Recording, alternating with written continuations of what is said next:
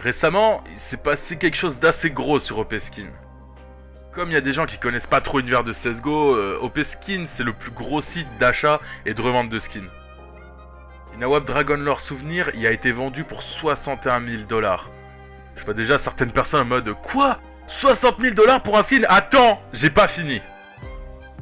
Elle a été ouverte par un type dans un pack souvenir droppé pendant le Major de Boston. Ce qui la rend spéciale, c'est qu'elle possède le sticker de la Wapper américain Skadoodle de Cloud9, qui est l'équipe victorieuse de la compétition.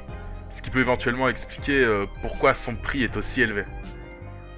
Plein de gens ont réagi sur les réseaux sociaux en critiquant le fait qu'une personne ait pu mettre autant d'argent dans un objet virtuel. Ils disent que ça sert à rien de mettre autant d'argent dans quelque chose d'immatériel et que pour un tel prix, ils auraient pu s'acheter une voiture ou un truc vraiment utile. Je vais vous expliquer pourquoi je suis pas du tout d'accord avec ces personnes. Le truc, c'est que les réseaux sociaux sont un repère à jaloux, qui ne comprennent pas qu'une personne peut avoir ses propres loisirs. Tout le monde n'a pas forcément le même budget pour se faire plaisir. Et on se doute que c'est pas un mec en galère de thunes qui se l'a acheté. Si on veut faire la comparaison, on peut prendre comme exemple ce timbre qui a été vendu pour 7 millions d'euros. Pourtant l'acheteur, on l'a pas fait chier sur sa décision, par rapport à celui qui s'est pris un skin sur internet au centième de ce prix. Ou encore, en restant dans le virtuel, il y a aussi ce mec qui a revendu sa collection de jeux vidéo pour 750 000 $. En plus, en termes de collection, un objet ça doit pas forcément être physique pour avoir de la valeur, du moment que ça en a pour celui qui le possède. Puis le collectionneur, il s'en fout, il fait ça pour lui, et pas pour les autres, hein.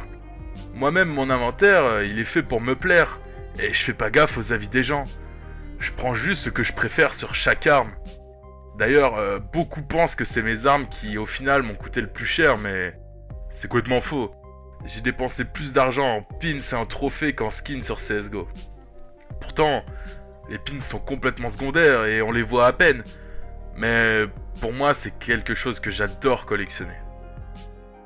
Je pense surtout qu'il faut arrêter d'être borné sur ce genre de sujet et que les gens devraient arrêter de lancer des opinions sans chercher à comprendre. Si un objet a une telle valeur, faut comprendre qu'il la vaut et qu'il n'y a aucun intérêt à créer sur internet que les gens deviennent fous à payer autant pour quelque chose. Toutes les collections ont quelque chose de rare, c'est ce qui les fait exister. Si tout était commun, elles n'auraient aucune raison d'exister et ce serait débile du coup. Là le principe c'est le même, c'est un objet jusqu'à présent unique qui le rend cher.